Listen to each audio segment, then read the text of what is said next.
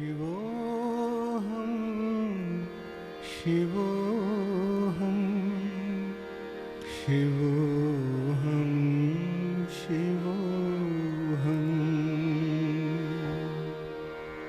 अमर आत्मा सच्चिदानंद में हूँ, अमर आत्मा सच्चिदानंद में हूँ।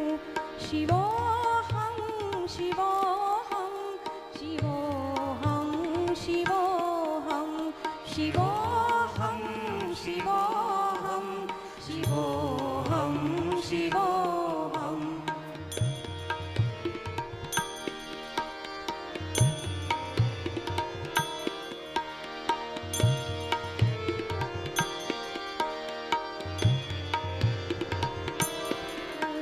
शिवोऽहं शिवोऽहं शिवोऽहं शिवोऽहं शिवोऽहं शिवोऽहं शिवोऽहं शिवोऽहम्।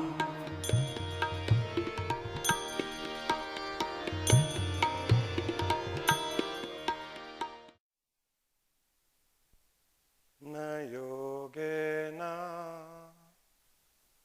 न सांख्येन कर्मणा नो न विद्याया ब्रह्मात्मैकत्वबोधेन मोक्षसिद्ध्यति नान्यथा। वदन्तु शास्त्राणि भजन्तु देवान् कुर्वन्तु कर्माणि भजन्तु देवता। आत्मैकत्वबोधेन विना विमुक्तिर्न सिद्ध्यति ब्रह्मशतान्तरे अपि।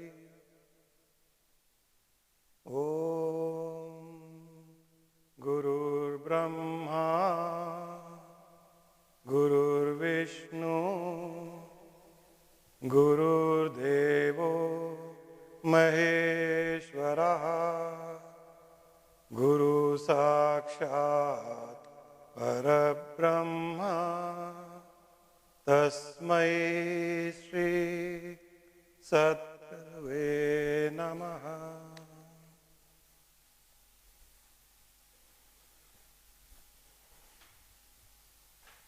आप सब उपस्थित जीवात्माओं को, पुण्य आत्माओं को, मुमुक्षुओं को मेरा सादर प्रणाम।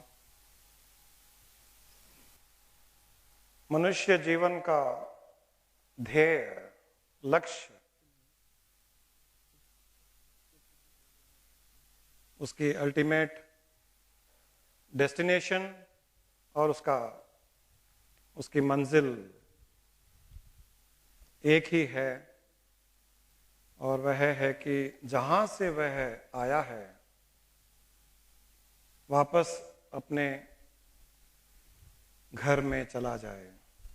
जहां से उत्पन्न हुआ है वहीं वापस लीन हो जाए, उसी में स्थित हो जाए, उसके साथ एकीकार हो जाए। इसे ही मोक्ष कहा गया है, इसे ही मुक्ति कही गई है। और इस श्लोक में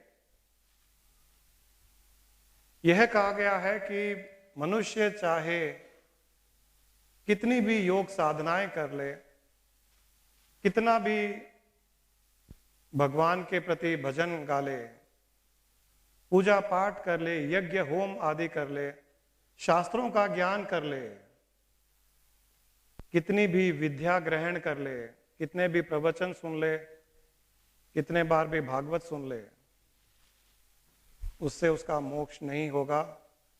हजार ब्रह्माओं के आकर जाने के पश्चात भी उसका मोक्ष नहीं होगा, जब तक मैं आत्मा हूं और आत्मा ही ब्रह्म है। यह आभास, यह भाव इस अवस्था में जब तक वो स्थित नहीं होगा तब तक उसकी मुक्ति नहीं हो सकती, उसका मोक्ष कभी भी नहीं हो सकता। हम मोक्ष को दो तरह से देख सकते हैं। मोक्ष के बारे में जब बात की जाती है तो कई लोग ये कहते हैं कि किसे पता अगला जन्म होगा या नहीं भी होगा। तो हम ये भूल भी जाते हैं कि अगला जन्म होगा क्या।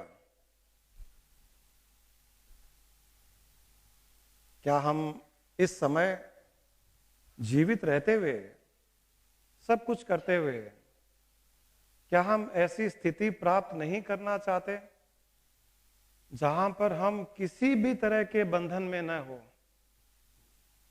किसी भी पीड़ा, किसी भी दुख दर्द, किसी के प्रति कोई राग द्वेष नहीं, हर समय हम प्रसन्न रहें, हम खुश रहें,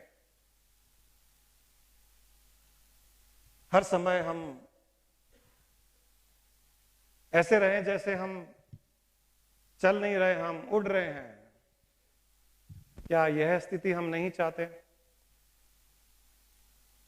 मैं तो इसी को ही मोक्ष कहता हूं कि आप इसी जीवन में जीवित रहते हुए उस मोक्ष का अगर आनंद नहीं लिया तो मृत्यु के पश्चात तो उसकी संभावना ही नहीं है, वो मिल ही नहीं सकता। कई लोग जो मोक्ष की बातें करते हैं उनके स्वयं के जीवन में इतनी बंधनकारक विषय हम देखते हैं, उनकी क्रियाओं में, प्रतिक्रियाओं में ऐसी ऐसी चीजें होती है, इतने विचलित रहते हैं, तो उन्हें मोक्ष कहां से मिलेगा? मोक्ष तो यहीं पर इसी जगह जीवित रहते हुए, हर कुछ करते हुए, हर तरह के बंधनों से हम मुक्त, हर तरह के मोह से, राग द्वेष से जब हम मुक्त रहेंगे तब कहेंगे कि हां, इसे मोक्ष मिल गया, इसे मोक्ष मिल गया, यह जीवन मुक्त है। वह स्थिति चाहिए हमें। और जब जीवित रहते हुए वह मोक्ष का आनंद लेगा तो मृत्यु के पश्चात तो और कोई अवस्था बन ही नहीं सकती उसकी। कहां से बनेगी? हम मोक्ष को दो भाग में बांट सकते हैं कि एक सांसारिक मोक्ष, भूल जाएं कि अगला जन्म होगा नहीं होगा, पिछला जन्म हुआ था नहीं हुआ था, बड़ा आर्ग्यूमेंट वाला सब्जेक्ट है ये।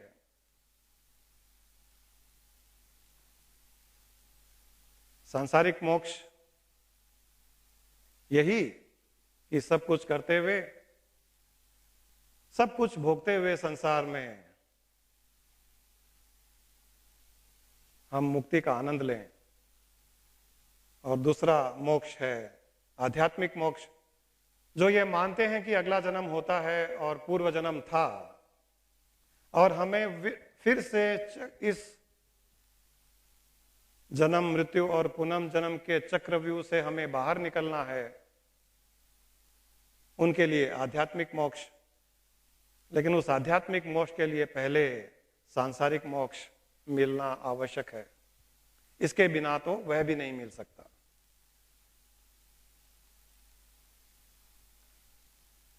आज कुछ ऐसी मैं आपको बात बताऊंगा, ऐसे कुछ रहस्य आपके सामने प्रकट करने का प्रयास करूंगा। शायद बहुत कम लोगों ने उस रहस्य को गहराई से समझा होगा या जाना होगा या कभी सुना होगा या नहीं भी सुना होगा, मुझे पता नहीं है। लेकिन ऐसा रहस्य है वो,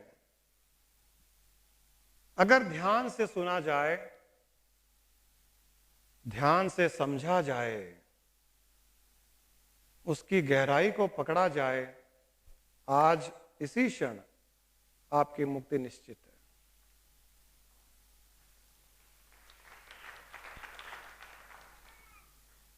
कितने लोग यहां पर है जो इस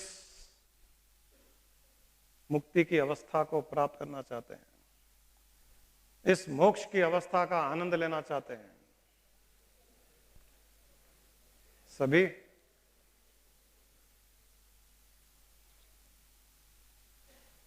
थोड़ा ध्यान देना पड़ेगा जो रहस्य बताऊंगा।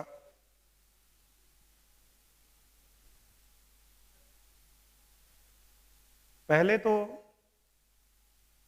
अभी जो मैंने कहा, इस श्लोक में कहा गया है कि हम चाहे कोई भी साधना कर ले, कितनी भी योग साधनाएं कर ले, कई तरह की योग साधनाएं होती है,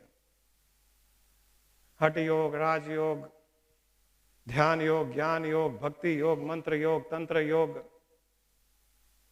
लय योग, नाद योग, कुंडलिनी योग, अष्टांग योग, श्रवण योग, मनन योग, निधि ध्यासन योग, शिव योग, शक्ति योग, और न जाने कितने योग साधनाएं होती हैं। कई लोग अपनी अपनी पसंद के अनुसार इन साधनाओं में लगे हुए हैं। कई तरह की भक्तियां होती है, कई तरह की पूजा पाठ होती है। रोज घरों में हर कोई पूजा पाठ आरती तो करता ही होगा भगवान की। तो जब श्लोक में यह कहा गया है कि इन सब से मोक्ष मुक्ति मिलेगी ही नहीं, तो क्या हमें यह सब करना चाहिए या बंद कर देना चाहिए?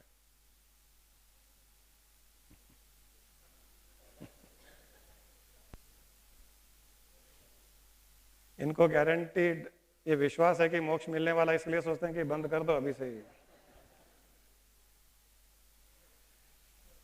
तब किसी ने प्रश्न पूछा कि क्या हमें करना चाहिए या नहीं करना चाहिए? अगर इससे मोक्ष नहीं मिलेगा तो फिर क्यों करें? तब कहा गया है चित्तस्य शुद्धये कर्म न तु वस्तुपलब्धये वस्तु सिद्धिर विचारेण न किंचित कर्म कोटि भी, कि ये सारी की सारी साधनाएं जिन्हें कर्म कहा गया है, ये सात्विक कर्म, शुभ कर्म, पूजा पाठ, योग साधनाएं, तंत्र यंत्र मंत्र की, भगवान की आरती आदि, भजन कीर्तन, यज्ञ होम आदि, ये सब चित्त शुद्धि के लिए किया जाता है, न कि उसकी उपलब्धि के लिए। उसकी उपलब्धि इनके करने से नहीं होगी। वो जो हम अवस्था, वो जो हम स्थिति चाहते हैं, उसकी स्थिति इनसे नहीं बनेगी, परंतु इनको करने से चित्त शुद्धि होगी। चित्त शुद्धि का अर्थ है चित्त शांत होना, मन शांत रहना, मन में इच्छाएं उत्पन्न न होना। हमारे जीवन की सारी परेशानियां, जीवन मृत्यु और पुनर्जन्म का चक्रव्यूह सिर्फ हमारे मन की इच्छाएं और वासनाओं के कारण ही रचा जाता है। अगर एक क्षण के लिए आपके मन में कोई भी इच्छा न रहे, आप कल्पना कीजिए कि अभी इसी क्षण पूर्ण रूप से इच्छाएं समाप्त हो जाए, वासनाएं समाप्त हो जाए, तब आपका जीवन किस प्रकार हो जाएगा? आपके सारे के सारे भय खत्म हो जाएंगे। इच्छाएं नहीं होगी तो किसी से अपेक्षाएं नहीं होगी, आशाएं नहीं होगी, आशाएं नहीं होगी तो क्रोध नहीं आएगा, किसी के प्रति द्वेष भावना उत्पन्न नहीं होगी, न किसी से मोह होगा, न किसी से दुश्मनी होगी, न किसी से ईर्ष्या होगी। सारी की सारी जड़ कहां है? मन में, चित्त में। जो चित्त हर समय अशांत रहता है, जो चित्त हर समय विचलित रहता है, जो चित्त हर समय डरा हुआ रहता है, भय, किसी न किसी बात का भय, बंधन तो उसी का है, और कोई बंधन है ही नहीं। हमारे विचारों के जाल का ही बंधन है, हमारे चित्त के अशांत होने के कारण ही भय है। और जो मन इच्छाएं करता है, इच्छाएं किस लिए करता है? सिर्फ और सिर्फ सुख पाने के लिए, इसीलिए इच्छा करता है। लेकिन उसे कभी भी किसी भी वस्तु से सुख की प्राप्ति लंबे समय तक नहीं हो सकती है, चिरकाल समय तक नहीं हो सकती है, क्योंकि यह एक नियम है। अनित्य वस्तुएं नित्य सुख नहीं दे सकती। जो टेम्पररी है वो परमानेंट सुख नहीं दे सकती। कोई भी टेम्पररी चीज परमानेंट उसका रिजल्ट नहीं मिल सकता। आज अगर मैं पैसे कमाऊं, व्यापार करूं, मेरे पास 1 करोड़ रुपए आ जाए, मुझे कुछ समय तक उसका सुख प्राप्त होगा। लेकिन चूंकि यह 1 करोड़ रुपए बदलता है, बदलने का अर्थ है, और किसी के पास जब मैं देखता हूं कि उसके पास 5 करोड़ है, 10 करोड़ है, तब मेरा 1 करोड़ बदल करके 5 करोड़ 10 करोड़ में पहुंच जाता है। मैंने शादी की, अच्छी पत्नी मिली, मुझे प्यार हुआ, पत्नी भी नित्य अनित्य है, थोड़े दिन सुख देगी, उसके बाद में जब दूसरे की पत्नी और सुंदर हो जाएगी, मेरे किसी मित्र की शादी हुई, उसकी पत्नी मेरी पत्नी से और सुंदर दिखेगी, तो ये अनित्य वस्तु बदल जाएगी, क्योंकि पत्नी में नित्यता नहीं है। इसी प्रकार पति में भी नित्यता नहीं है, परमानेंट नहीं है। पति की भी अवस्था बदलती है, उसके मूड बदलते हैं, पत्नी की भी अवस्था बदलती है, उसके मूड बदलते हैं। मैंने शादी किस लिए की? सुख के लिए। थोड़े दिन मिला, जब तक हनीमून कर करके आया तब तक तो अच्छा लगा, प्रॉब्लम बाद में शुरू होती है। ये खाली पत्नी के साथ नहीं, पति की भी अवस्था वही होती है पति के साथ। यहाँ हंसी सिर्फ मर्दों की आ रही थी, तो मैंने देखा कि उनको खुशी हो रही है कि हमने गाड़ी ली, नई गाड़ी ली, उस समय हमें सुख प्राप्त होता है। वो अनित्य वस्तु है। गाड़ी की मॉडल बदल जाती है। होंडा सिटी मैंने खरीदी, 2 साल के बाद में होंडा सिटी का मॉडल ही बदल गया। तब मुझे जो होंडा सिटी 2 साल के पहले सुख देती थी, अब नए मॉडल की तरफ मेरा ध्यान चला जाता है। अनित्य वस्तु जो टेम्पररी है वो हर समय बदलते रहते हैं, इसलिए हमें परमानेंट सुख नहीं दे सकते। न धन दौलत, न गाड़ी, न पैसा, न मकान, न पत्नी, न पति, न माँ बाप, न बच्चे, न सास ससुर, न मित्र, न पब, न डिस्को। कोई भी चीज जो टेम्पररी है, जो बदलती है, परमानेंट सुख नहीं दे सकती। और मन की इच्छा बार बार सिर्फ एक ही चीज के लिए होती है कि सुख चाहिए। जब उसे एक चीज से सुख मिलता है, कुछ दिन शांत रहता है। जब शांत मन अशांत हो जाता है, तब फिर से वो और सुख पाने की कोशिश करता है। जो मन के बाहर की वस्तु है, वो मन को सुखी नहीं कर सकती, क्योंकि मन अंदर है। वस्तुएं स्थूल है, व्यक्ति स्थूल है, मन सूक्ष्म है। दोनों की प्रॉपर्टीज ही अलग अलग है, इसलिए वो सुख नहीं दे सकते।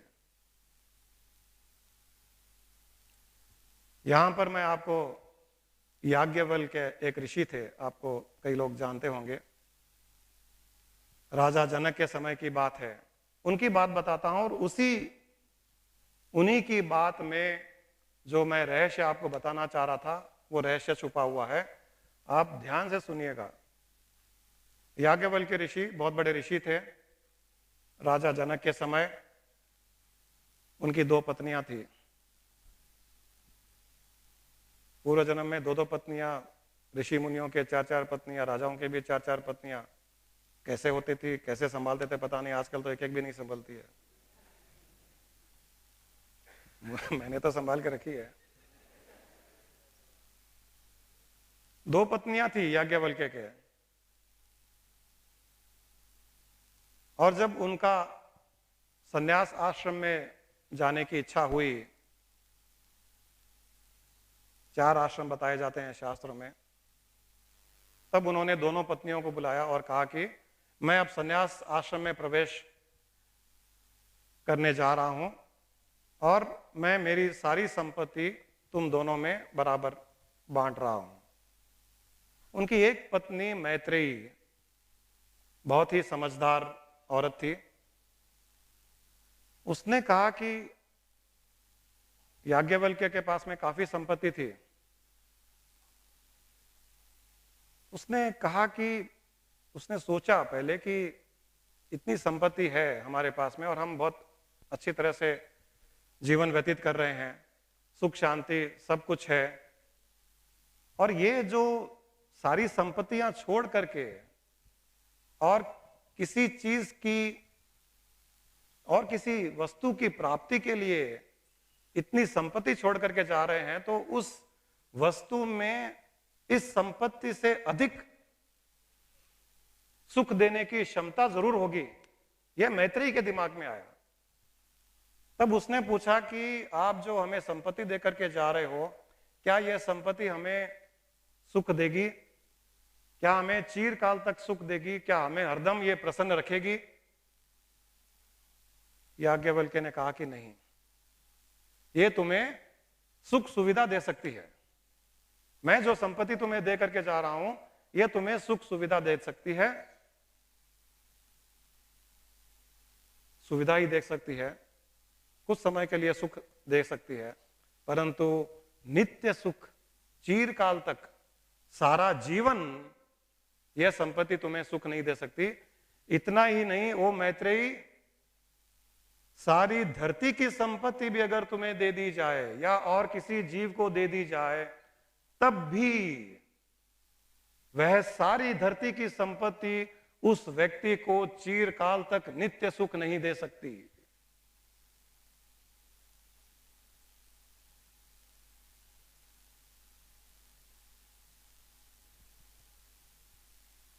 और उन्होंने इसका उत्तर भी बताया कि मनुष्य संपत्ति के पीछे, धन दौलत के पीछे क्यों भागता है, बार बार नई नई वस्तुएं प्राप्त करने की इच्छा क्यों करता है।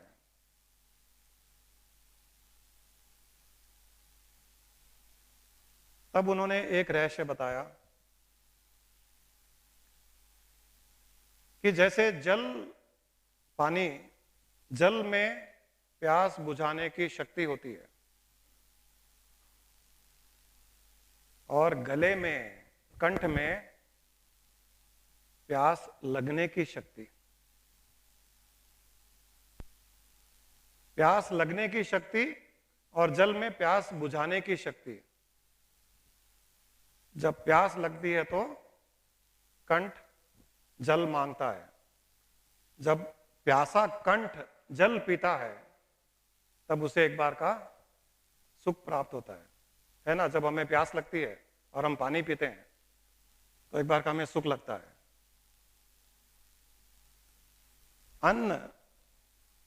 अन्न में भूख मिटाने की क्षमता होती है और पेट में भूख लगने की क्षमता होती है। पेट अन्न मांगता है, यहां भूख लगती है, और जिसमें भूख मिटाने की क्षमता होती है वो दोनों आपस में आकर्षित होते हैं। जब हम भूखे होते हैं और जब हम अन्न खाते हैं तो हमें एक बार का सुख मिलता है। तब उन्होंने ये कहा कि वो सुख हमें उस समय मिलता है जब हमारी भूख लगने की शक्ति या प्यास लगने की शक्ति एक बार की शांत हो जाती है। परंतु जल में हर समय कंठ में स्थित रहने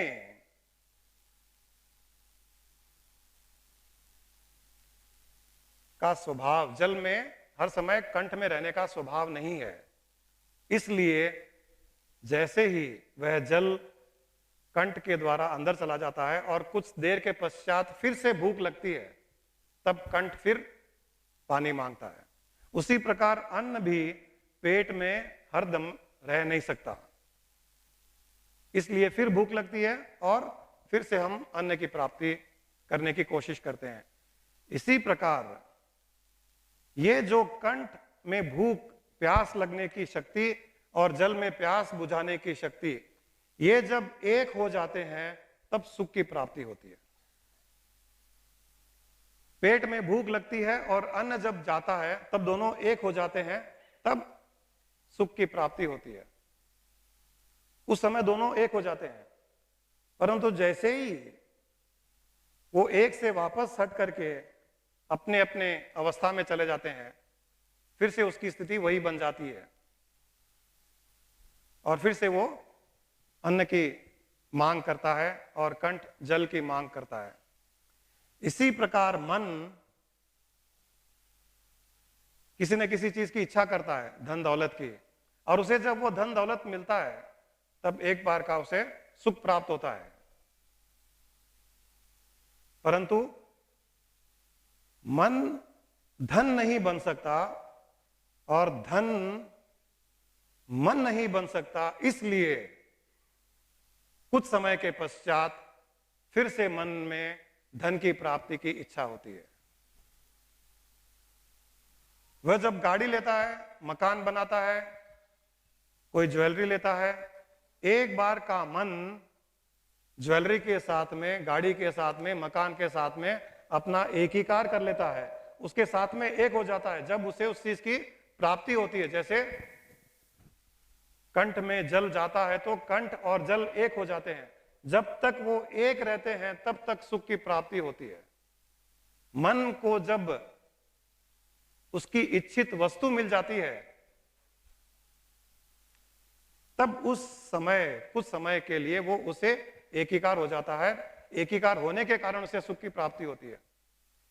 परंतु चूंकि दोनों की नेचर ही अलग अलग है, दोनों का स्वभाव अलग अलग है, दोनों की प्रकृति अलग अलग है, इसलिए वो दोनों एक होकर के लंबे समय तक नहीं रह सकते, नित्य एक होकर के नहीं रह सकते हैं। और जैसे ही वो वापस अलग होते हैं, फिर से वो मन उसी चीज की प्राप्ति की कोशिश करता है, प्रयास करता है। तब याज्ञवल्क्य ने कहा कि मैं तुम्हें एक रहस्य बताता हूं, ये मन इच्छा ही क्यों करता है? एक बड़ा प्रश्न ये है कि मन में इच्छा उत्पन्न ही क्यों होती है? हमने इतना तो जान लिया कि हमारी इच्छाएं सभी हमारी परेशानियों का कारण है। जीवन में दुख का कारण सिर्फ इच्छा ही है। इच्छा वासना में बदलती है, वासनाएं अपेक्षाओं में बदलती है, अपेक्षाएं क्रोध, भय आदि आदि, पूरा का पूरा एक चेन लिंक बन जाता है। तो उन्होंने ये कहा कि मैं तुम्हें यह बताता हूं कि ये मन इच्छा ही क्यों करता है। ये रहस्य एक बार जान जाए तब उसे अपने मन के स्वभाव का पता चल जाता है, और मन के स्वभाव का पता लगने पर स्वतः ही मन शांत होने लग जाता है। मन अशांत किस लिए होता है? इच्छाएं कर रहा है, और वो जिस चीज की प्राप्ति के लिए इच्छा कर रहा है उसे वो प्राप्त नहीं होता है। वस्तु की प्राप्ति कर रहा है, लेकिन असलियत में वस्तु की प्राप्ति नहीं कर रहा है, वो वस्तु के पीछे और कोई चीज की प्राप्ति कर रहा है, और उसका पता न होने के कारण वो कंफ्यूज स्टेट में रहता है। और कंफ्यूज्ड मन ही सारे दुखों की जड़ है।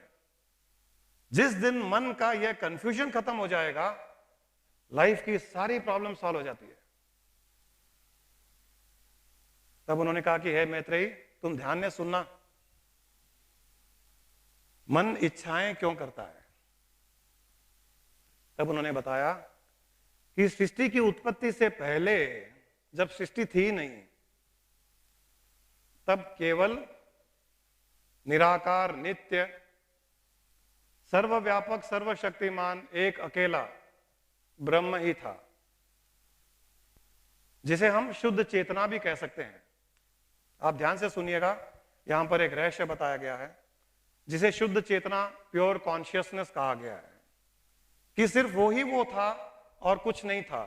ये धरती नहीं, चांद सितारे नहीं, कुछ भी नहीं था। सृष्टि की उत्पत्ति के पहले सिर्फ वो एक अकेला परब्रह्म था।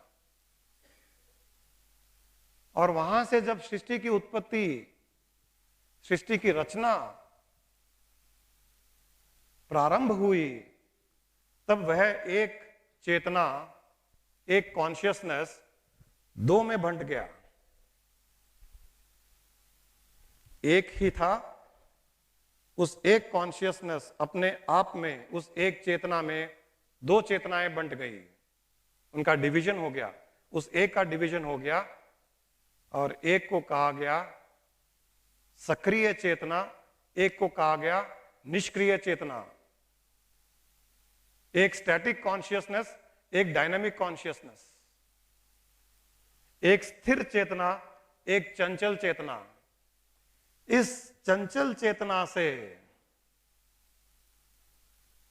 सक्रिय चेतना से, डायनामिक कॉन्शियसनेस में से मन की उत्पत्ति हुई।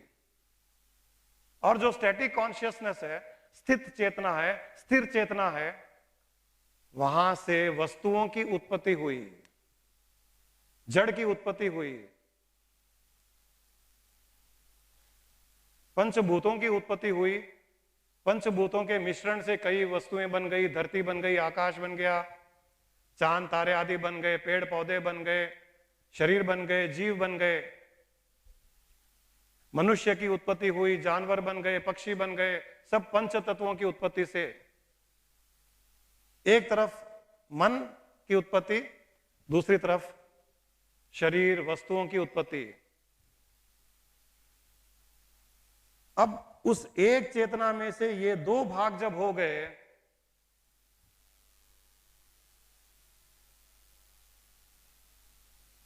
तो वे दोनों इनकम्प्लीट हो गए। जो पूर्ण था उसमें डिवीजन होकर के अपूर्ण हो गए। एक तरफ वस्तुएं, एक तरफ मन। अब यह मन अपने आप को पूर्ण करने के लिए जो उससे छूट गया, उसकी प्राप्ति की कोशिश करता है, उन चीजों की प्राप्ति का प्रयत्न करता है जिसके प्रयत्न से वो पूर्ण हो जाए। इसलिए वो कभी धन, कभी दौलत, कभी पत्नी, कभी पति, कभी गाड़ी, मकान, कभी और कुछ, कभी और कुछ, इनकी प्राप्ति करता है वो अपने आप को पूर्ण करने के लिए। लेकिन चूंकि मन सूक्ष्म है और ये स्थूल है, ये एक नहीं हो सकते। पूर्ण कब होगा? जब मन उस वस्तु के साथ में एक हो जाए, तब पूर्ण होगा वो, वरना वो अधूरा ही रहेगा। तो यहां पर मन अधूरा है और इस तरफ वस्तुएं अधूरी हैं। दोनों अधूरे आपस में आकर्षित होते हैं, अट्रैक्ट होते हैं अपने आप को पूर्ण करने के लिए। लेकिन चूंकि इन दोनों का स्वभाव अलग अलग है, एक सूक्ष्म है तो एक स्थूल है, एक स्थिर है तो एक चंचल है, एक बाहर है तो एक अंदर है, ये दोनों परस्पर पर एक नहीं हो पाते हैं। इसलिए मन हर समय इन वस्तुओं की प्राप्ति करता है। अब यहां पर रहस्य यह है कि मन वस्तुओं की प्राप्ति के लिए प्राप्त नहीं करता है, मन धन की प्राप्ति के लिए धन प्राप्त नहीं करता है, मन पत्नी की प्राप्ति के लिए पत्नी को प्राप्त नहीं करता है, मन अपने आप को पूर्ण करने के लिए इसकी प्राप्ति करता है।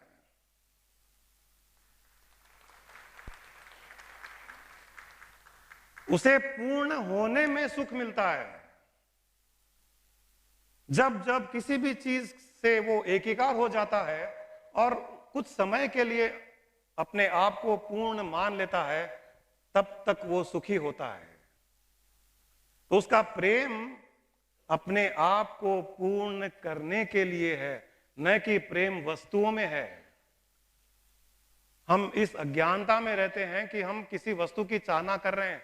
नहीं, हम वस्तु की चाहना नहीं कर रहे हैं, हम उस वस्तु के द्वारा अपने आप को पूर्ण करने की कोशिश कर रहे हैं, अपने आप को पूर्ण करने का प्रयास कर रहे हैं। इसलिए हम वस्तुओं की तरफ जा रहे हैं। परंतु मन को यह ज्ञान नहीं कि मैं जो चाह रहा हूं, मैं जो पूर्ण होने का प्रयास कर रहा हूं, वह पूर्ण मैं इनके द्वारा नहीं कर पा रहा हूं, नहीं कर सकता। यह समझ उसमें नहीं आती है। जब तक यह रहस्य कोई सद्गुरु न बता दे, तब तक मन को यह समझ में नहीं आता है।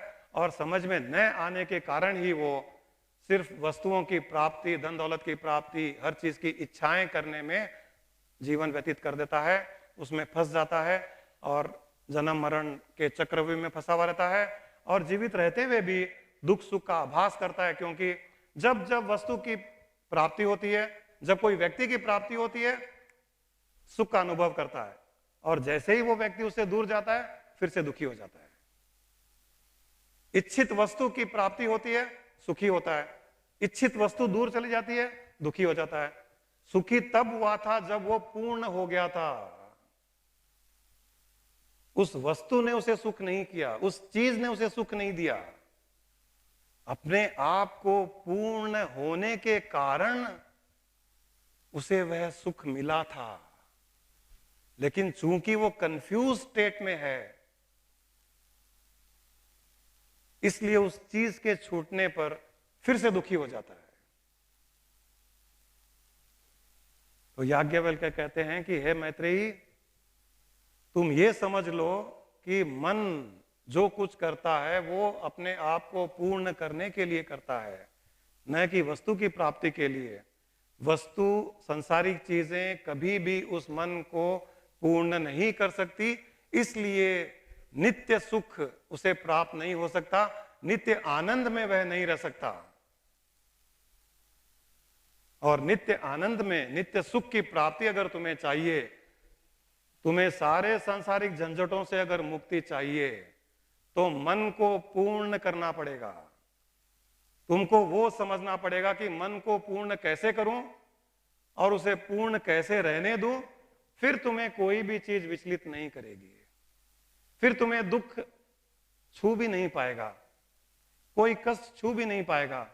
जब ऐसी अवस्था हो जाएगी, वही मोक्ष हो गया, वहीं पर उसी क्षण मोक्ष हो गया। आपका मन जब कभी भी किसी चीज की, वस्तु की कोशिश कर रहा है, प्रयास कर रहा है, आप सिर्फ इतना ध्यान दीजिएगा कि यह मन जो इच्छा कर रहा है, यह अपने आप को पूर्ण करने के लिए इच्छा कर रहा है, न कि उस वस्तु की इच्छा कर रहा है, न उस वस्तु को पाने के लिए कर रहा है, सिर्फ अपने आप को पूर्ण कर रहा है। और चूंकि वो लंबे समय तक पूर्ण रह नहीं पाता, वस्तुओं के एकीकार होने के साथ लंबे समय तक एकीकार रह नहीं पाता, इसलिए बार बार दुखी हो रहा है। तब याज्ञवल्क्य ने कहा कि मैत्रेयी, इसका एक ही उपाय है। आत्मवेरा द्रष्टव्यो श्रवणयो मंतव्यो निधिध्यासत्व्या। उन्हें कहा कि हे मैत्रेयी, मन को पूर्ण करना हो तो तुम उस पूर्ण की प्राप्ति करने का प्रयास करो, मन को उस पूर्ण में लगा दो। जब मन उस पूर्ण में लग जाएगा और उस पूर्ण के साथ में लग करके जब वो पूर्ण हो जाएगा, तब वह दुख सुख, जीवन मृत्यु के जंजल से छूट जाएगा। और वो पूर्ण कब होगा? इस श्लोक में उन्होंने बताया है कि हे मैत्रेयी, तुम सिर्फ आत्मा पर ध्यान दो, आत्मा को पकड़ लो, आत्मा में सो, आत्मा में उठो, सिर्फ आत्मा को ही सुनो, आत्मा के ही बारे में विचार उत्पन्न करो और आत्मा को ही निधि ध्यासन में ले आओ।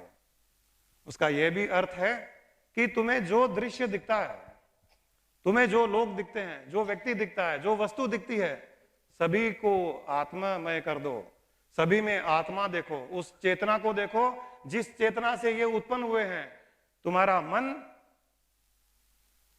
आधी चेतना से उत्पन्न हुआ है, उस शुद्ध परब्रह्म की आधी चेतना तुम्हारा मन है, और बाकी आदि चेतना, ये सब वस्तुएं हैं, ये भी उसी पूर्ण शुद्ध चेतना से उत्पन्न हुए हैं।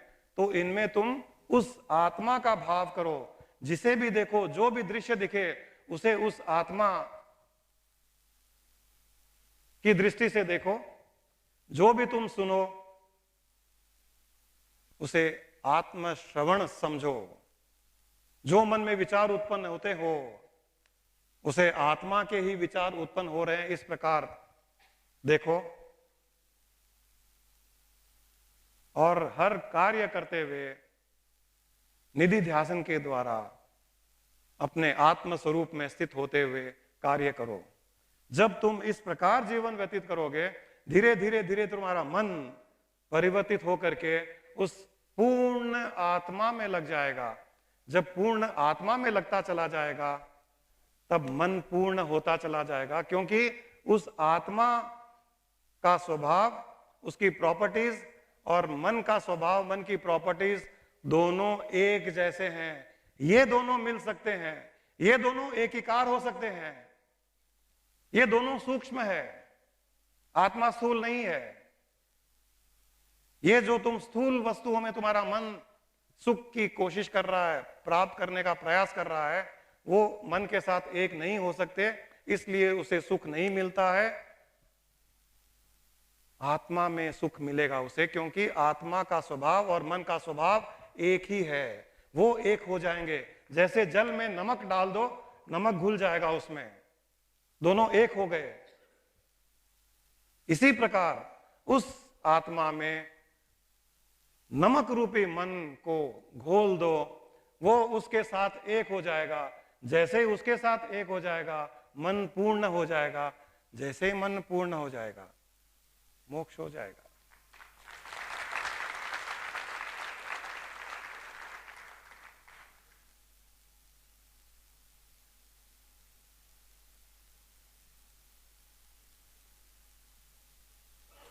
कितना बड़ा रहस्य बताया है। हम सब कंफ्यूज स्टेट में हैं, और हम ये सोच रहे हैं कि मेरी इच्छा कर रही है ये खा लूं, मेरी इच्छा कर रही है ये पहन लूं, मेरी इच्छा कर रही है कि पैसा कमा लूं, मेरी इच्छा कर रही है कि बड़ा मकान बना लूं। नहीं, मेरी इच्छा सिर्फ और सिर्फ पूर्ण होने की कर रही है, जो मुझे भी पता नहीं है। और उस पूर्ण होने के चक्कर में मैं वह पूर्णता इन विषयों में ढूंढ रहा हूं, जहां वो पूर्णता है ही नहीं। तो उन्होंने इस रहस्य के बारे में, इस रहस्य को इसी प्रकार समझा दिया कि सारी सृष्टि में जो दृश्य देखो, जो सुनो, जो विचार उत्पन्न करो, जो खाओ, जो पियो, जो पहनो, हर क्रिया में निधि ध्यान के द्वारा उस आत्मा को या आत्मा के देखते जाओगे तो तुम पूर्ण हो जाओगे। ओत प्रोत इदम खलमिदम इति ब्रह्म, कि ये जो ऊपर नीचे दाएं बाएं आगे पीछे, ये सारा का सारा वही ब्रह्म है, वही आत्मा है। ओत प्रोत इदम खलमिदम इति ब्रह्म। जब यह भाव आ जाएगा, सर्वम ब्रह्मम का भाव आ जाएगा, सर्वम आत्मा का भाव आ जाएगा, आत्ममय ब्रह्म का भाव आ जाएगा, तब मन पूर्ण हो जाएगा। पूर्ण मन ही नित्य सुख का अनुभव कर पाएगा।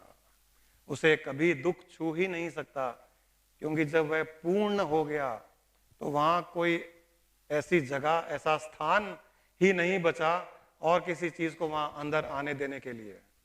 न दुख, न कष्ट, न कोई शोक, न कोई और कोई बात, न कोई मोह, न कोई लोभ। मोह भी किससे? हम पूर्ण से ही मोह कर रहे हैं। पूर्ण से मोह करने पर हम पूर्ण को ही प्राप्त करेंगे।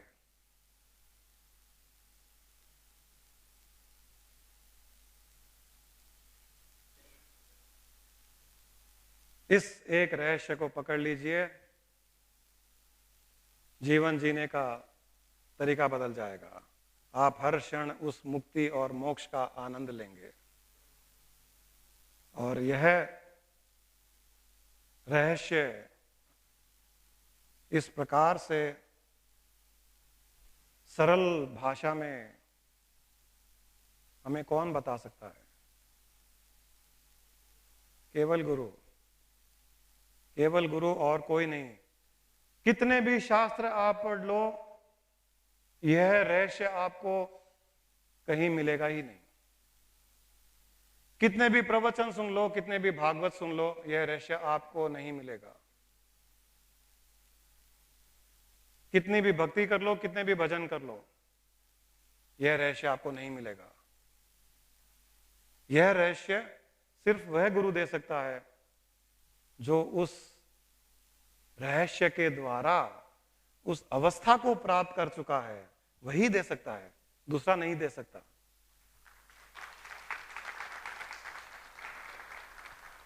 और हम बहुत भाग्यशाली हैं। पूर्णानंद स्वामी जी जो हमारे सदगुरु रहे हैं, उन्होंने कब हमें यह रहस्य बता दिया हमें पता नहीं चला, लेकिन उस पूर्णता में वो स्थित कर चले गए। हमें पूर्ण बना करके वो शरीर को छोड़कर चले कहीं नहीं गए, हर क्षण वो है। क्योंकि एक गुरु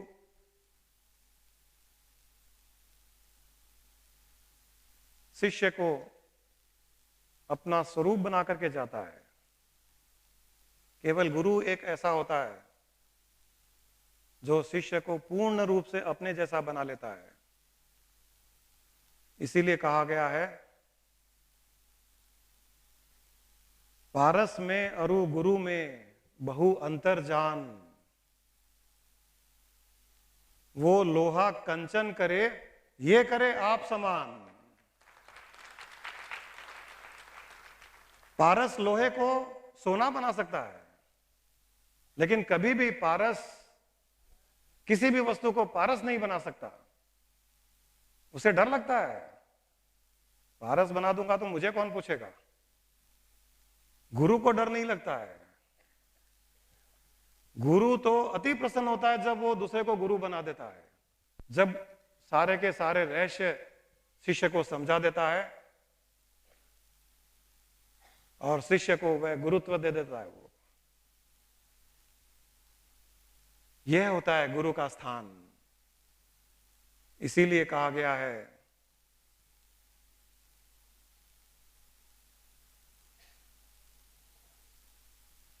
गुरु को करो दंडवत कोटि कोटि प्रणाम, कीट न जाने भृंग को वो कर ले आप समान। जो भृंगी होता है, भृंगी कीड़ा, मैंने पहले भी यह उदाहरण दिया था। भृंगी कीड़ा के मेल फीमेल नहीं होते हैं, नर मादा नहीं होते हैं, फिर भी उसकी जाति बढ़ती है। और उसका एक तरीका यह होता है, रहस्य यह है कि भृंगी कीड़ा किसी भी एक दूसरे कीड़े के, दूसरे जाति के कीड़े के छोटे से बच्चे को उठा के ले आता है, एक छेद में उसको रख देता है और छेद के बाहर भृंगी कीड़े के पंख से ब्र ब्र की जो आवाज आती रहती है, सिर्फ उस आवाज को सुना सुना कर भृंगी कीड़ा दूसरी किसी भी जाति के कीड़े को स्वयं के जैसे बना लेता है। इसी प्रकार एक गुरु, एक सच्चा गुरु यह नहीं देखता है कि शिष्य किस जाति से आया है, मेल है या फीमेल है, समझदार है या बेवकूफ है, ब्राह्मण है या क्षत्रिय है या और कोई जाति का है, उसे कोई मतलब नहीं। कहां से आया कहां जाएगा कुछ मतलब नहीं। वो सिर्फ उसे अपने जैसा बनाने का प्रयास करता है। इसीलिए कहा गया है कि गुरु में करुणा होती है, गुरु करुणामयी होता है। करुणा किसे कहा गया है? जैसे एक मेले में अगर हम देखते हैं कि एक बच्चा अपने माँ बाप से खो गया है और रो रहा है, तब हमारे अंदर एक करुणा जागती है कि इस बच्चे को इसके माँ बाप से मिला दें। तो हम उस बच्चे को हाथ पकड़ करके, हमें पता है कि माँ बाप को ढूंढने का तरीका क्या होता है, बच्चे को पता नहीं है। हो सकता है कि लॉस्ट एंड फाउंड काउंटर होगा, हो सकता है कि मेले में कोई अनाउंसमेंट की जगह होगी, मेले के ऑर्गेनाइजर्स के पास में कंप्लेंट्स आती है गुमशुदा की। हमें पता है कि इस बच्चे को इसके माँ बाप से मिलवाने का तरीका क्या है। तो हम उस करुणा के कारण कि ये बच्चा अपने माँ बाप से दूर हो गया है, इसे इसके माँ बाप से मिलवा दो। तो हम उसे हाथ पकड़ करके उसे कहते हैं कि चलो हम तुम्हारे माँ बाप से मिलवाते हैं। फिर बीच में बच्चा कहीं ध्यान डाइवर्ट हो जाता है, देखता है कि कहीं नाच गाना चल रहा है, कहीं पिक्चर दिखा रहे हैं, तो उस तरफ देखने का प्रयास करता है। एक बार का भूल जाता है कि मेरे माँ बाप से मुझे मिलना है। तो हम जो करुणामयी हैं उसे खींच करके नहीं ले जाते हैं, धक्का मार करके नहीं ले जाते हैं कि नहीं तुमको माँ बाप के पास जाना पड़ेगा। हम उसे 1-2 मिनट वहां रोक देते हैं कि देख लो, ये नाच गाना देख लो पिक्चर देख लो। फिर आगे ले जाता है, फिर रोता है वो, माँ माँ माँ माँ करता है, पापा पापा करता है। तो हम पास से आइसक्रीम लेकर के, चॉकलेट लेकर के उसको दे देते हैं, तो 2 मिनट के लिए शांत हो जाता है।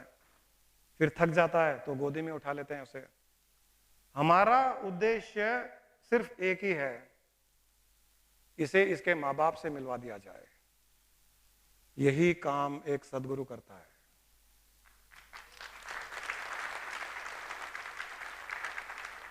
उसकी करुणा सिर्फ इसीलिए जागी हुई होती है कि वो देख रहा है कि अपने माँ बाप से सब जीव आत्माएं बिछड़ी हुई है, सब परेशान है, भटक रहे हैं, कभी रो रहे हैं, कभी हंस रहे हैं, उन्हें भी पता नहीं है।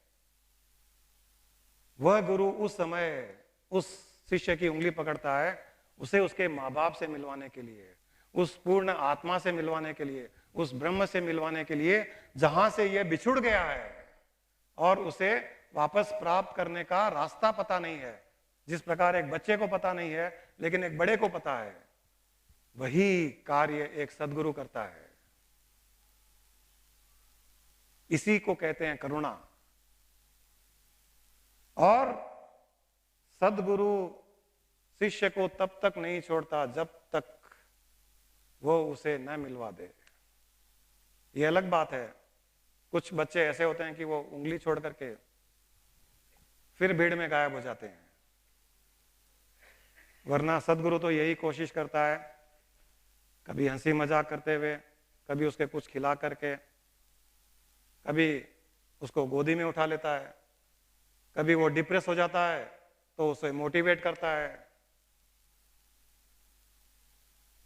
लेकिन हर समय ध्यान सद्गुरु का यही रहता है कि इसे मैं इसके पिता से मिलवा दूं, इसे मैं इसकी उस ब्रह्म माता से मिलवा दूं। हम लोग भी यही करते हैं। हमारे गुरुवार को सेशंस होते हैं, शंका समाधान, कई लोग आते हैं, खाते हैं, पीते हैं, मौज मस्ती करते हैं, हंसी मजाक करते हैं, शंकाएं समाधान भी करते हैं। संडे संडे ध्यान भी होता है, ऑल्टरनेट संडे आवर प्लेस में ध्यान भी करवाते हैं, और कभी कभी भजन कीर्तन का भी चलता है प्रोग्राम। तो यह सब वही हो गया कि उस बालक को थोड़ा बहुत बीच बीच में मनोरंजन, एंटरटेनमेंट दिया जाए, जिससे उसकी इच्छा बनी रहती है। आपको सिर्फ यह बता दूं,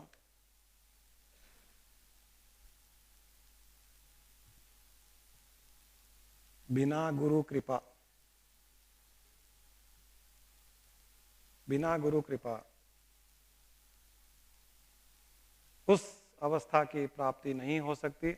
बिना गुरु कृपा पूर्णता की प्राप्ति नहीं हो सकती, क्योंकि हमारी बुद्धि में उन रहस्यों को जानने की क्षमता ही नहीं है। जान भी जाएं तो उन रहस्यों में स्थित होने की भी क्षमता नहीं है। और चूंकि मन चंचल है तो बार बार बार बार हम अपने ही मार्ग से भटक जाते हैं। गुरु कृपा कुछ न कुछ साधना बताता है गुरु, ध्यान कर लो, हठ योग कर लो, तुम भक्ति में लगे रहो, तो सुबह पूजा पाठ कर लिया करो, निधि ध्यासन कर लिया करो। यह सब उसका ही एक मनोरंजन का तरीका है, जिससे उस शिष्य की इच्छा अल्टीमेट को प्राप्ति करने में बनी रहे। आखिर में काम आता है गुरु कृपा।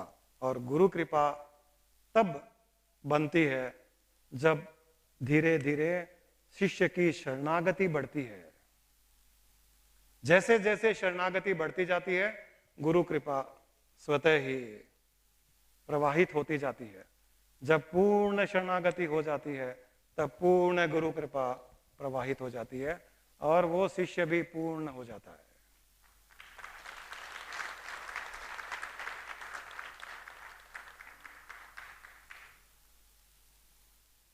आपको कुछ रहस्य का पता चला? पूर्ण होने का रहस्य, मन इच्छाएं क्यों करता है उसका रहस्य। मन सिर्फ अपने आप को पूर्ण करने के लिए इच्छाएं उत्पन्न करता है। आप अपना ध्यान अगर उस पूर्ण आत्मा, पूर्ण ब्रह्म में लगा देंगे तो मन धीरे धीरे पूर्ण होता चला जाएगा। उसके लिए गाइड आपका गुरु होता है। इसीलिए आज गुरु पूर्णिमा के सुअवसर पर हम हमारे गुरु का आभार प्रकट करते हैं। जो भी गुरु हो, जिसके भी गुरु हो, उन सब का आभार प्रकट करते हैं। और जैसे मैंने कहा कि पारस पारस नहीं बना सकता, पर गुरु स्वयं के जैसा गुरु बना देता है। इसीलिए दुनिया में कभी भी गुरु की कमी नहीं रहती। एक गुरु चला गया तो 10 गुरु तैयार होते हैं, 10 चले गए तो 100 गुरु तैयार रहते हैं। आवश्यकता है समर्पण भावना की, आवश्यकता है उस गुरु की जो हमें जगा सके, जो हमें उठा सके, जो हमारा मनोबल बनाए रखे, जो हमसे रहस्यों की बात करे। उस गुरु की आवश्यकता है। यह भी नहीं कि खाली मनोरंजन करे, खाली एंटरटेनमेंट करे। वो तो जैसे मैंने कहा कि थोड़ा सा भाग 10%, 90% जगाने का काम करता है। और जो जाग जाता है वह पूर्ण हो जाता है।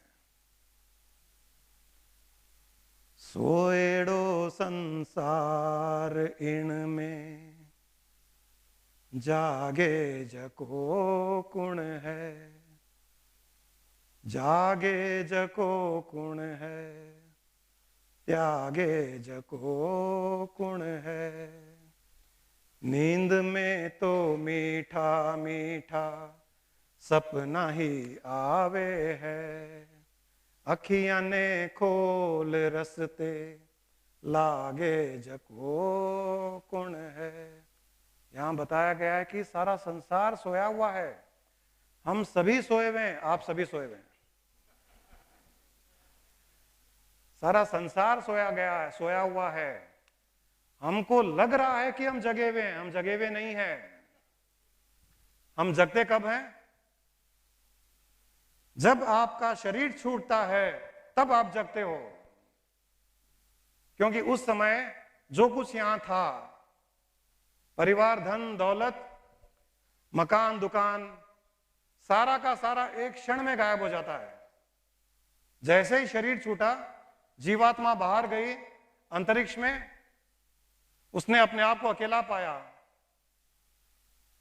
उसे लगता है क्या हो गया। तब वो जीवात्मा हंसता है कि फिर सपना आया। सपने में मेरी पत्नी कुसुम थी, मेरे माँ बाप थे, मेरे भाई बहन थे, मैं गुरु था, मैं भारतीय विद्या भवन में बैठ करके प्रवचन दे रहा था, तालियां बजा रहे थे लोग, मेरे पास बड़ा मकान था जुबली हिल्स में, मैं ऐसा था, मैं वैसा था, इसके साथ में मेरी दोस्ती थी, उसके साथ में दुश्मनी थी। वो हंसता है कि अच्छा सपना था। वो उस समय जागता है, अभी जगा हुआ नहीं है, कोई भी जगा हुआ नहीं है।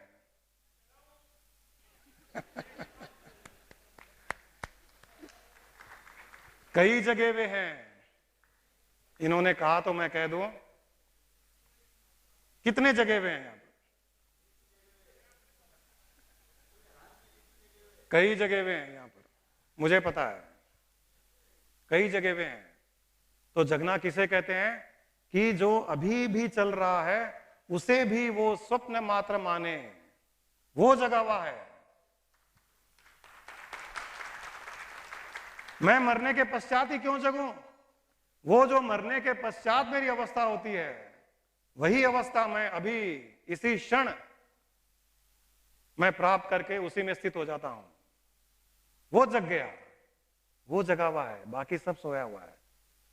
सोएड़ो संसार इनमें जागे जको कुण है, तृष्णारी बेड़ी उणस्यु जकड़िया संसारी है, बेड़ी ने तोड़ दूरो भागे जको कुण है।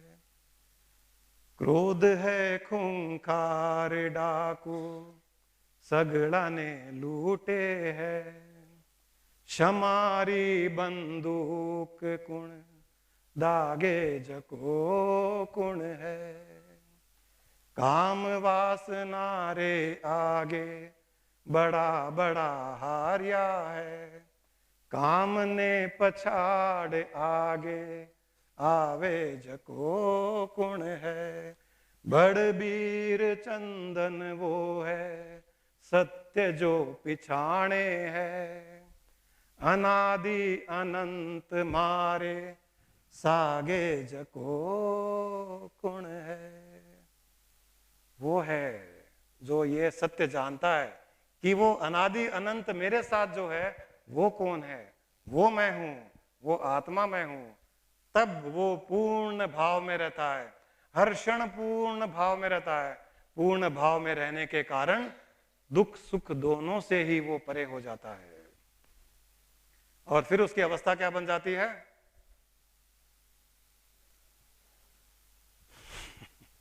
पूर्ण आनंद की अवस्था बन जाती है।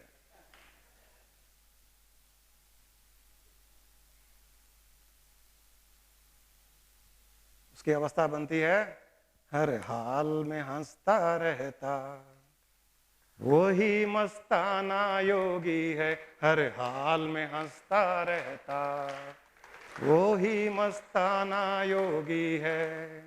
अपनी ही धुन में बहता रहता, वो ही मस्ताना योगी है।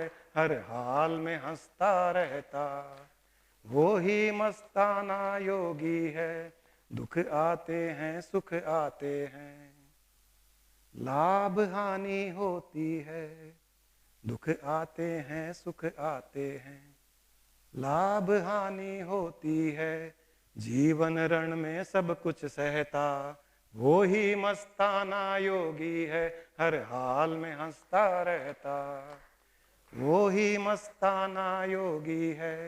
कल ना रहा आने वाला, कल कौन सा है आने वाला। कल ना रहा आने वाला, कल कौन सा है आने वाला।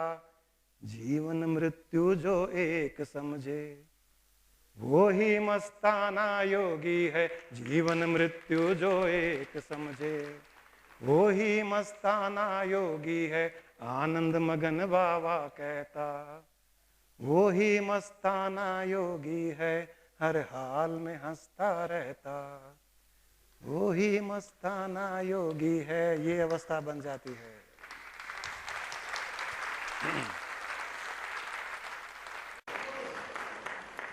मैं आज यहाँ से अपने गुरुओं का आभार प्रकट करता हूँ, जिन्होंने हमें वो अवस्था दी, वो स्थिति दी। वो आंतरिक है, बाहर प्रकट नहीं होती है, अक्सर हर बार नहीं होती है, लेकिन हर क्षण उस अवस्था का अनुभव, उसी का आनंद लेते रहते हैं। और मैं आज ये आभार अपने उन गुरुओं के लिए करना चाहता हूँ, जिन्होंने मेरी सहायता की। मैंने आज तक किसी से नहीं कहा, इस प्रकार के मंच में भी मैंने नहीं कहा आज तक। मेरे भी कई गुरु हैं। मेरे सबसे पहले गुरु मेरे पिताजी। मैंने उनसे दो बातें सीखी। एक, धन दौलत से मोह न करना। मैंने जिंदगी में उन्हें कभी भी धन दौलत से, रुपए पैसों से मोह देखा ही नहीं। उनकी लाइफ शुरू से लेकर के स्ट्रगल की रही है, और कईयों की रही है। यहां कई लोग हैं जो ऐसी लाइफ उन्होंने बिताई है जो स्ट्रगल की रही है। उनके जीवन में कई उतार चढ़ाव, कई बार ऊपर उठे, पैसा कमाया, कई बार एकदम नीचे गिरे, फुटपाथ पर आ गए, फिर ऊपर उठे, फिर नीचे गिरे, फिर फुटपाथ पर आ गए। कई बार उनके लाइफ में हुआ है और हम साक्षी है। उस समय तक हमें भी इतनी मैच्योरिटी समझ आ गई थी और देखते थे, लेकिन मैंने कभी भी उन्हें रुपए पैसों के लिए विचलित होते हुए नहीं देखा, कभी भी। मुझे आज भी एक किस्सा याद है, उन्हें याद है या नहीं है, 40 साल पुरानी बात है। उस समय उनके पास कोई काम नहीं था, बिजनेस पार्टनरशिप से अलग हो गए थे। मुझे किसी कारणवश 100 रुपए चाहिए थे। उन दिनों में 100 रुपए मतलब 40 साल पुरानी बात है। और मैंने उनसे मांगे।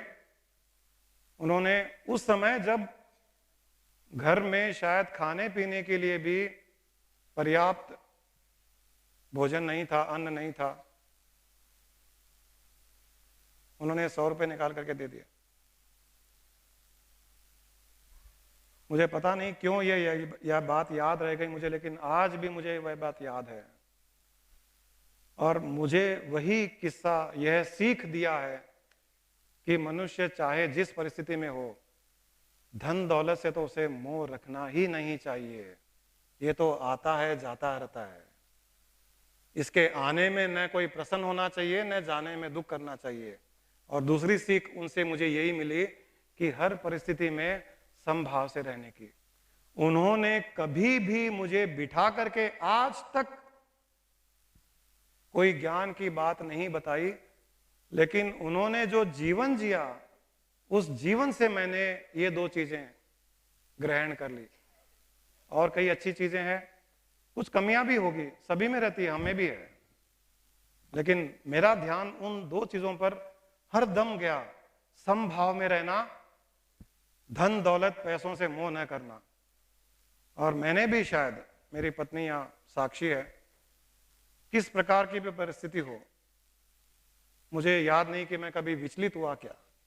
अच्छी से अच्छी और बुरी से बुरी, इतनी बुरी परिस्थितियां आई जितनी शायद यहां पर बैठे हुए किसी के जीवन में नहीं आई होगी, फिर भी विचलित नहीं हुआ।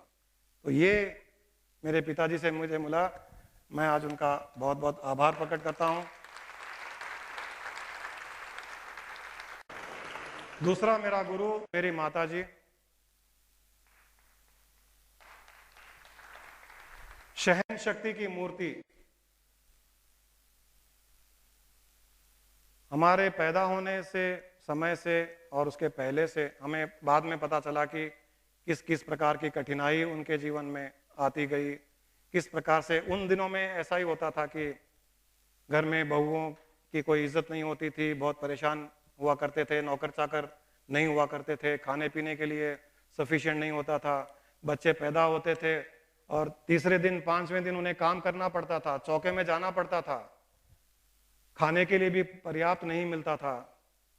वहां से लेकर के जब तक हमें समझ है, मैंने देखा है कि सहन शक्ति 100%, कोई कमी नहीं।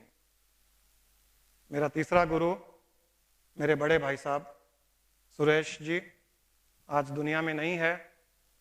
2 चीजें मैंने उनसे सीखी। एक, हर समय प्रसन्न रहना, हर समय प्रसन्न रहना। उनका चेहरा थोड़ा मुस्कान वाला था, मेरा नहीं है। मैं चुप रहता हूं तो लोगों को लगता है कि मैं गुस्से में हूं, और वो जानबूझ के भी करता हूं कई बार मैं। वो टीचर डरा के रखती है ना स्टूडेंट्स को, करुणा अंदर से बहुत है। जो मेरे नजदीक आते हैं उनको पता है, जितना मैं प्यार करता हूं शायद उनके माँ बाप भी नहीं करते होंगे, लेकिन उतना का उतना मैं भी करता हूं। दिखाता नहीं हूं कई बार, मेरे भाई साहब के चेहरे पर मुस्कुराहट रहती थी कभी भी, और इतनी रहती थी कि कभी किसी के मौते पे भी चले जाते तो हंसते रहते थे। मैंने उनको कई बार कहा, यार भाई साहब कम से कम यहां तो मेरे जैसे सीरियस रहा करो। उनका चेहरा ही ऐसा हो गया था, हर क्षण प्रसन्न रहने वाले का चेहरा ऐसा, हंसते रहते थे। और दूसरी सीख उनसे मैंने ली, हर बार आगे का लक्ष्य, आगे का भी इतना कि ऊंचा से ऊंचा लक्ष्य।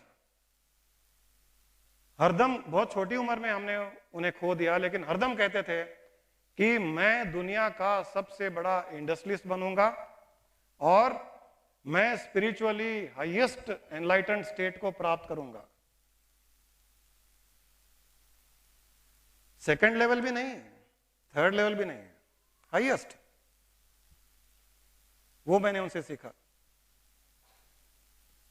और मेरा चौथा गुरु मेरी धर्मपत्नी जो यहां बैठी हुई है,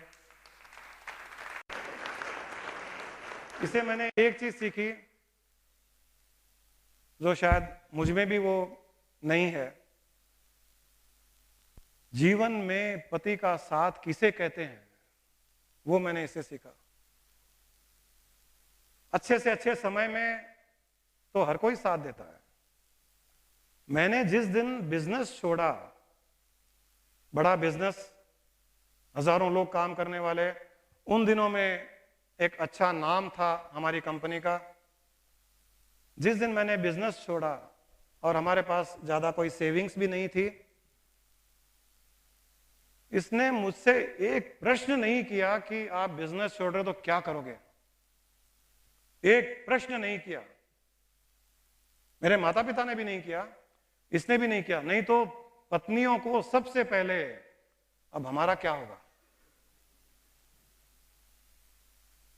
क्योंकि लेडीज की इच्छाएं कभी भी पूर्ति नहीं होती, आदमी की भी नहीं होती है, लेडीज की अलग इच्छाएं होती है।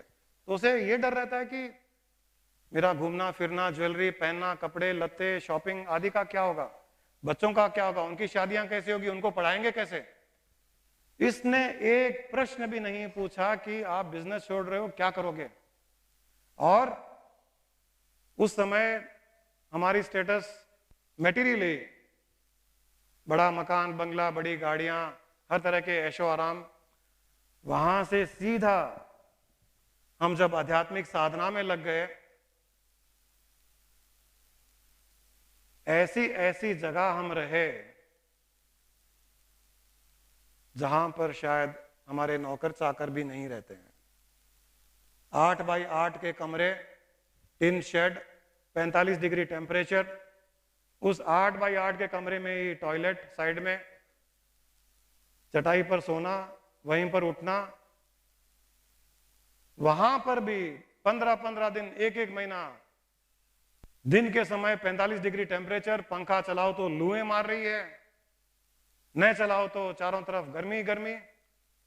सीधा जुबलीज के बड़े बंगले से, एयर कंडीशन बेडरूम से निकाल करके जब मैं उसे एक छोटे से कमरे में ले गया जहां हमारा सर्वेंट भी नहीं सोता था, हमारे कुत्ते के लिए भी बहुत बड़ा कमरा था, वहां पर इसने एक दिन भी मुझे प्रश्न नहीं किया कि क्यों ये सब। इस हद तक उसने साथ दिया। और उस साथ के कारण ही आज जो भी हम पूर्ण अवस्था में है।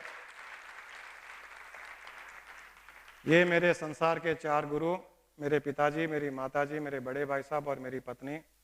इसके बाद में आध्यात्मिक गुरु राजेंद्र जी ब्रह्मचारी जी, बहुत बड़े योगी, 50 साल से भी अधिक साधना की, उन्होंने साधना में लगाया।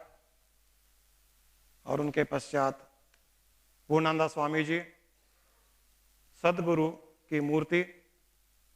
अब मुझे पता चला कि वो क्यों कहा जाता है विद्या मूलम गुरुपदम ज्ञान मूलम गुरोर्मूर्ति मोक्ष मूलम गुरोर्वाक्यम तस्मै श्री सद्गुरवे नमः। इसका पता अब चला जब वो नहीं रहे। कहने के लिए तो ज्ञान देते थे, लेकिन मुझे अब पता चल रहा है कि वो सब टाइम पास था, एंटरटेनमेंट था। बैठते थे, सत्संग होता था, ज्ञान भी बहता था, खाना भी खिलाते थे, पकोड़े मंगाते थे, सैंडविचेस खिलाते थे, कॉफी पिलाते थे, कहते थे कॉफी मोक्षा तुम्हें देता हूं मैं। कॉफी पिलाने में भी कहते थे कॉफी मोक्षा, सैंडविच मोक्षा। समझ में नहीं आती थी उस समय ये सब क्या, आध्यात्मिक में ये सब कैसे होता है। आज पता चल रहा है, सिर्फ और सिर्फ उनकी कृपा, कृपा से ही वो अवस्था बनी।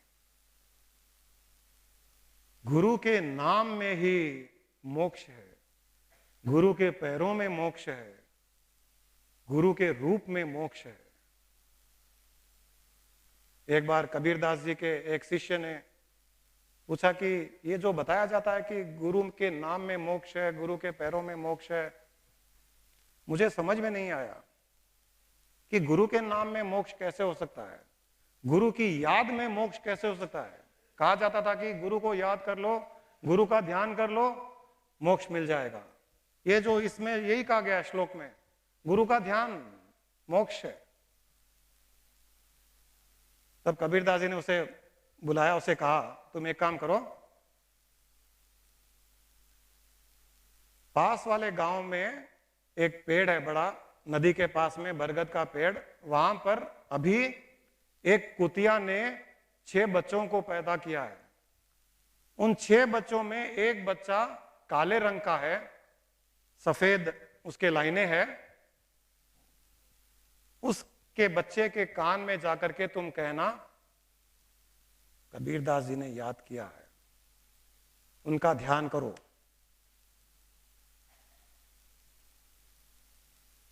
तो तुम्हें तुम्हारे प्रश्न का उत्तर मिल जाएगा।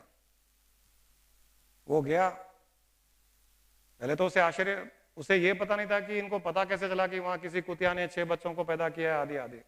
भागा भागा गया तो देखा कि थोड़े ही समय के पहले वहां 6 बच्चे पैदा हुए थे। उसमें एक काले रंग का था, एक उसमें काले रंग पर सफेद सफेद लाइनें थी।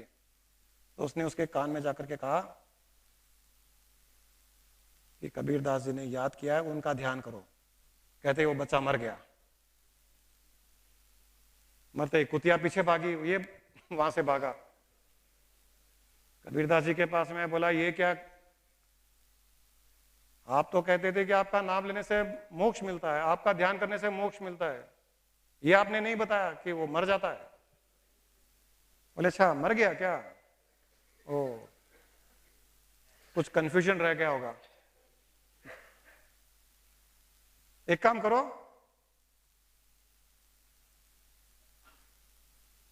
6 महीने के बाद में तुम फलाना फलाना गांव में जाना,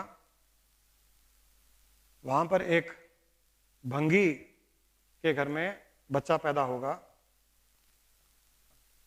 उस बच्चे को जाकर के तुम कहना कबीरदास जी ने याद किया है, उनका ध्यान करो। बोला नहीं नहीं मैं नहीं जाऊंगा। कुत्ते के बच्चे को बोला मर गया, भंगी के बच्चा मर जाएगा तो मुझे मार देगा। वो बोलेगा नहीं तुमको नहीं मारेगा, तुम जाना। तुमको उत्तर चाहिए ना कि गुरु के नाम से किस प्रकार मोक्ष मिलता है, गुरु के ध्यान से मोक्ष किस प्रकार मिलता है। तो बेचारा इंतजार किया और 6 महीने पूरे होते ही वहां गया, देखा तो भंगी के घर में बच्चा पैदा हुआ था। उसने भंगी से कहा कि मैं कबीरदास जी का शिष्य हूं, उन्होंने मुझे आपके बच्चे के कान में कुछ कहने के लिए कहा है। तो कबीरदास जी उस समय बहुत फेमस थे, कहा ठीक है आप कहिए। डरते डरते अंदर गया, धीरे से जाकर के कहा कि कबीरदास जी ने याद किया, उनका ध्यान करो। कहते ही मर गया वो। मरते ही तो भंगी जो है लाठी लेकर के पीछे पड़ा, ये भागा, उसके कपड़े फाड़ दिए, उसको बहुत मारा पीटा, बेचारे को खून से लहू लहान। वो तो कबीरदास जी के पास में ही नहीं गया 4 महीने तक।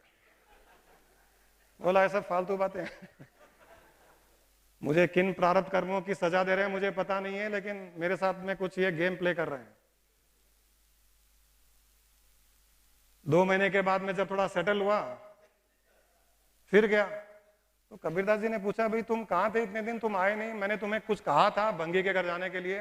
बोला आप तो सब खाली बेकार की बातें करते हो, मुझे सिर्फ मरवाने का प्रयास कर रहे हो, मैं किसी तरह बच करके भाग कर आया, देखिए आप क्या हालत हुई मेरी, जगह जगह मार लगी हुई है, हड्डियां टूट गई।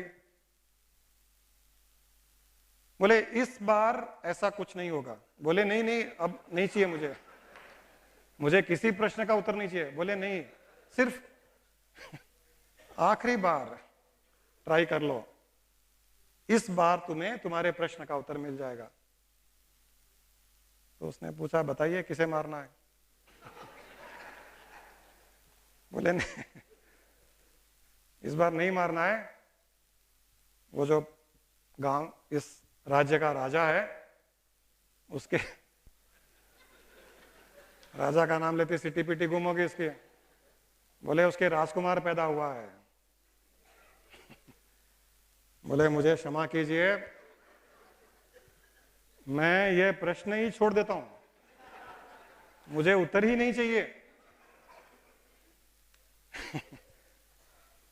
वो भी कबीरदास जी लठ मार थे। बोले नहीं, तुमको तो अब जाना ही पड़ेगा, कोई उपाय नहीं है, और तुमको यही तुम्हारा उत्तर मिलेगा। बोला आप बचाव करोगे क्या? बोले मैं इस बार तुम्हारा पूरा बचाव करूंगा, कोई कुछ नहीं कहेगा तुम्हें। क्या करना है? बोले वही करना है, राजकुमार के पास जाना है, उसके कान में कहना है, कबीरदास जी ने याद किया, उनका ध्यान करो। अब बेचारा डरते डरते डरते राजमहल गया, राजा के दर्शन किए। उसने कहा कि मैं कबीरदास जी का शिष्य हूं, उन्होंने मुझे भेजा है आपके राजकुमार के कान में कुछ कहने के लिए। राजा ने कहा जाओ। उनको तो पता नहीं था कि कुतिया के साथ क्या हुआ, भंगी के साथ क्या हुआ। कहा हाँ जाइए, कबीरदास जी ने भेजा, जाइए। राजा भी साथ हो लिए कि देखते हैं क्या बोलता है। वो उसके नजदीक गया, धीरे से कान में कबीरदास जी ने याद किया है, उनका ध्यान करो करके भागा वहां से।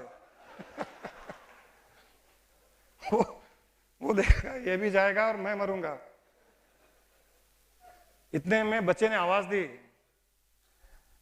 कि भाई साहब आप रुक जाइए। एकदम आश्चर्यचकित हो गया, ये क्या हुआ? मुड़ करके देखा तो एक दिन का बच्चा उसे आवाज दे रहा था कि भाई साहब आप रुक जाइए, आपने जो प्रश्न किया कबीरदास जी से, उसका उत्तर यह है कि उनका नाम लेने पर और उनका ध्यान के बारे में कहने पर मैं कुतिया का शरीर छोड़ करके भंगी के घर पैदा हुआ, भंगी का घर छोड़ करके आज राजा के घर में पैदा हुआ हूं। ये सिर्फ और सिर्फ कबीरदास जी के नाम और उनके ध्यान का परिणाम है। तब उसने कहा कि उसे अपने प्रश्न का उत्तर मिला। यह होता है, साधारण व्यक्ति समझ नहीं पाता। मैं कई बार जो हमारे पास आते हैं उनको कहता हूं, आप सदगुरु के पास जाओगे, शिष्य के पास जाओगे, कुछ भी हो सकता है। हिम्मत हो तो आइए, वरना जयराम जी की मुझे कोई प्रॉब्लम नहीं है। लेकिन एक गारंटी मैं देता हूं, अच्छा बुरा जो होगा तुम्हारे कल्याण के लिए होगा, यह गारंटी है।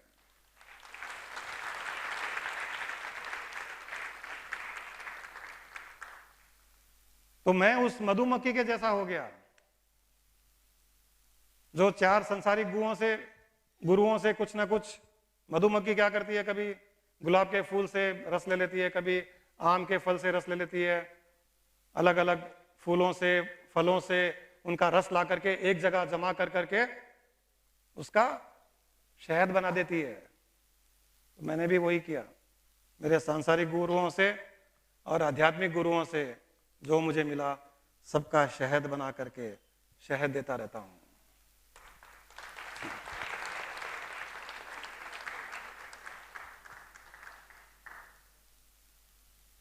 इस मार्ग पर, आध्यात्मिक मार्ग पर मोक्ष का लक्ष्य रखकर चलिए, पूर्ण होने का प्रयास कीजिए, और जो मन की इच्छाएं हैं ध्यान रखिए कि वह सिर्फ और सिर्फ अपने आप को पूर्ण करने के लिए इच्छाएं कर रहा है, इसलिए आपका ध्यान उस पूर्णता पर रहे, न कि वस्तुओं में। वस्तुओं को प्राप्त करने के समय भी यही ध्यान रखिए कि मन पूर्ण होने का प्रयास कर रहा है। जब यह ध्यान रहेगा कि मन पूर्ण होने का प्रयास कर रहा है, तब धीरे धीरे वह उस पूर्णता के ही लक्ष्य को बना करके निधि ध्यासन, ध्यान आदि के द्वारा, श्रवण आदि के द्वारा केवल और केवल पूर्ण का ही आभास, पूर्ण का ही विचार, पूर्ण का ही श्रवण करता जाएगा और वो बहुत जल्दी पूर्ण हो जाएगा। मेरी शुभकामनाएं आप सब लोगों के साथ में।